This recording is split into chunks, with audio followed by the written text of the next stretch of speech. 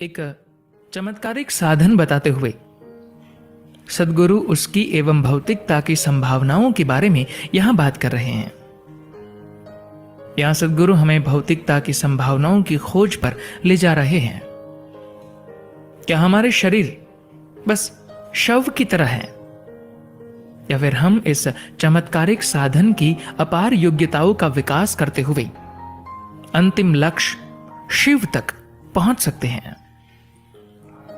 सद्गुरु कहते हैं, आपके अस्तित्व का सबसे महत्वपूर्ण पहलू आपका शरीर है। जब हम शरीर को एक साधन के रूप में देखते हैं तो हमें याद रखना चाहिए कि अलग अलग साधनों को अलग अलग प्रकार की गतिविधियों के लिए बनाया जाता है तथा उन्हें जांच परख कर अलग अलग प्रकार के कार्यों के लिए तैयार किया जाता है। जब भौतिक कौशल की बात आती है तो मानव शरीर की तुलना किसी भी पशु या अन्य जीवों से नहीं हो सकती।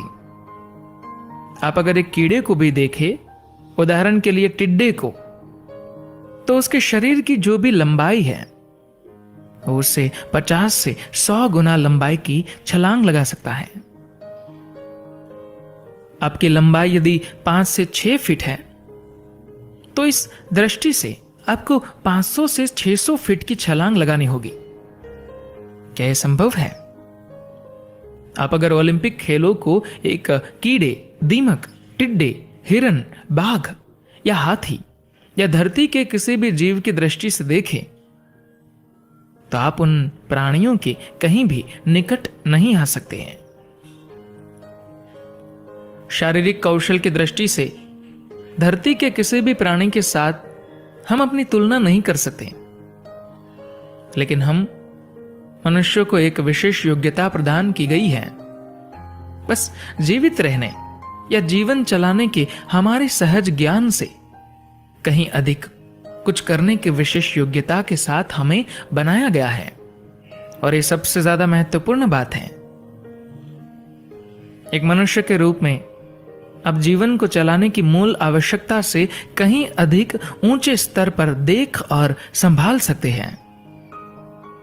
दुर्भाग्यवश जीवित रहने की मूल आवश्यकता से परे देखने के बजाय अधिकतर लोगों ने बस ये किया है कि अपने जीवित रहने की मूल आवश्यकता के स्तर को ही बहुत ज्यादा बढ़ा दिया है।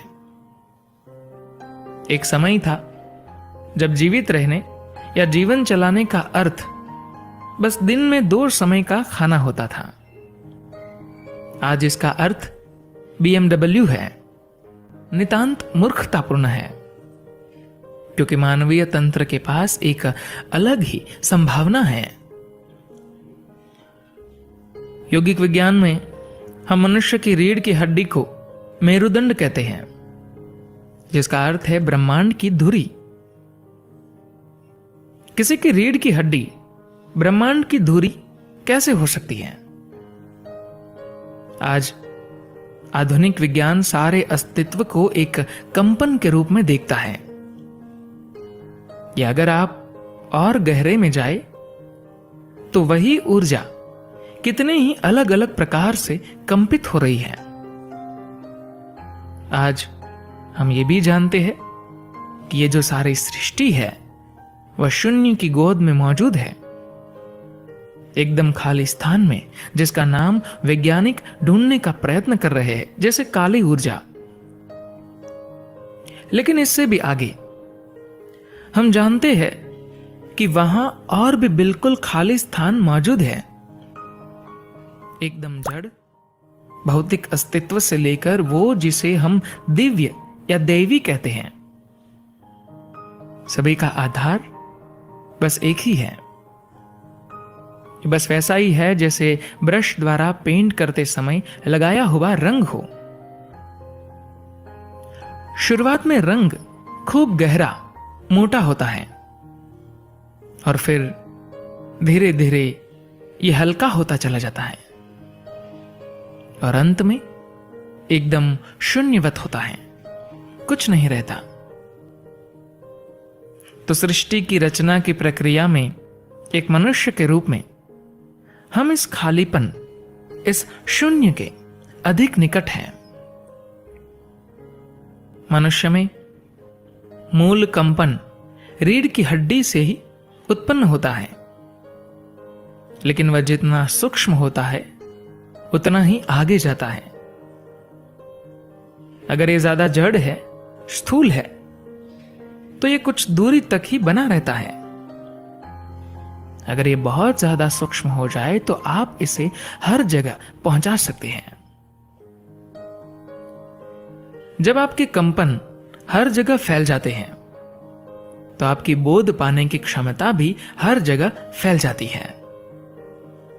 अभी आप अपने सीमित अस्तित्व की दृष्टि से जिसे स्वयं कहते हैं, वो हर वो चीज है जो आपकी अनुभूतियों की सीमाओं के अंदर है। आपके अनुभव की सीमाओं के अंदर जो भी है वो आप हैं। जो कुछ भी या जो कोई भी आपके अनुभवों की सीमाओं के बाहर है, वह सब अन्य कुछ या कोई है। अपने कंपनों का शुद्ध करते हुए आप अपने अनुभवों की सीमाओं को अंतहीन रूप से फैला सकते हैं।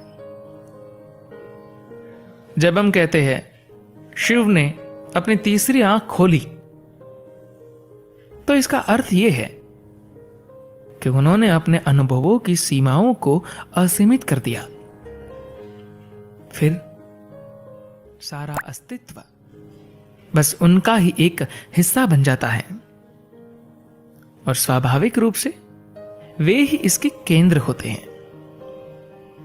लेकिन आप कैसे जानते हैं कि वे ही इसके केंद्र हैं? आज आधुनिक विज्ञान बिना किसी संदेह के यह सिद्ध कर रहा है कि समय और स्थान के बारे में हमारे सारे विचार अवास्तविक है। समय और स्थान ये दोनों ही फैल सकते हैं, बढ़ सकते हैं। आप जैसा चाहे उन्हें बढ़ा सकते हैं। जो यहां से 1000 प्रकाश वर्ष दूर है, वो आप यहीं पर बना सकते हैं।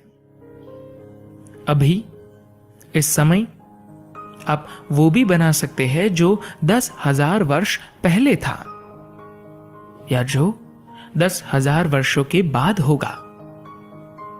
क्योंकि जो भी है वो सब अभी है और यहां पर ही है। मैं कोई गुड़ रहस्यवादी बात नहीं कर रहा हूं। आधुनिक विज्ञान के अनुसार समय और स्थान एक बड़े भ्रम की तरह है। आप इनसे जो चाहे बना सकते हैं। सच तो यह है कि आज वैज्ञानिकों का एक बड़ा समूह स्पष्ट रूप से कह रहा है कि समय और स्थान जैसा कुछ है ही नहीं। वे सही कह रहे हैं। इसी समझ के साथ हम कहते आ रहे हैं कि आपकी रीढ़ की हड्डी मेरुदंड है, ब्रह्मांड की धुरी है।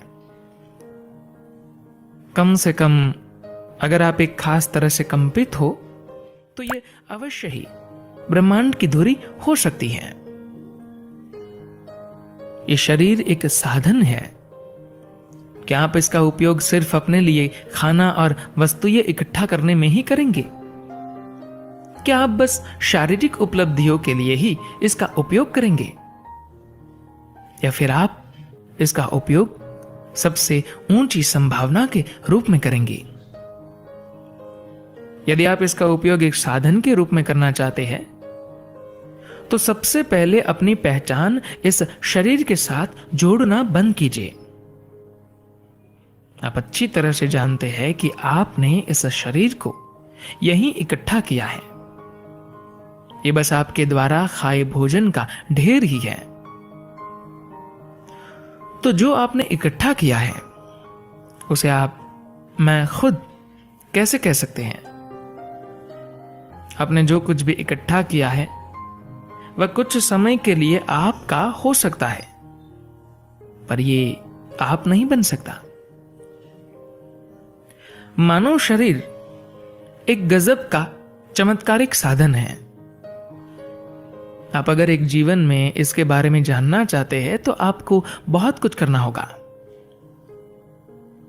लेकिन किसी न किसी रूप में लोगों का अपने शरीर के साथ लगाव इतना गहरा होता है कि वे अपने शरीर को एक साधन के रूप में देख ही नहीं पाते। अपने शरीर के साथ अपनी पहचान और अपना लगाव अति गहरा होने के कारण वे इसे मैं स्वयं ही समझते हैं। जब आप इस शरीर को मैं स्वयं की तरह देखते हैं तो उसके साथ बहुत सारी भावनाएं जुड़ जाती हैं। फिर हम इसका उपयोग एक साधन की तरह नहीं कर पाते। योग में भूत शुद्धि की संपूर्ण प्रक्रिया बस इसलिए है पांचों तत्वों से मुक्त होना। अगर आप अपने और पांचों तत्वों के बीच प्रभावशाली ढंग से दूरी बना सकते हो तो आप और आपके शरीर के बीच एक स्पष्ट स्थान रहेगा। एक बार जब आप अपने और अपने शरीर के बीच दूरी बना लेती है तो आपको यह देखकर बहुत खुशी होगी कि इस तरह की अद्भुत मशीन आपको मिली है। बंधन और मुक्ति की समस्त सामग्रियां इसमें अंदर ही है। आप इसे दिव्य बना सकते हैं। आप अपनी ऊर्जा व्यवस्था को इस तरह गतिमान कर सकते हैं कि आपका शरीर एक देवता बन जाए, या फिर आप एक मृत शरीर की तरह भी हो सकते हैं। हम कह रहे हैं कि आप इस शरीर को शव बना सकते हैं या शिव बना सकते हैं। शव का अर्थ है मृत शरीर या लाश। शिव का अर्थ है अंतिम सत्य। यह इसी पर निर्भर करता है कि शरीर के साथ आप क्या करते हैं। यह उन तरीकों से काम कर सकता है जिनके बारे में आपने कभी विश्वास नहीं किया होगा कि मानव शरीर ऐसे भी काम कर सकता है।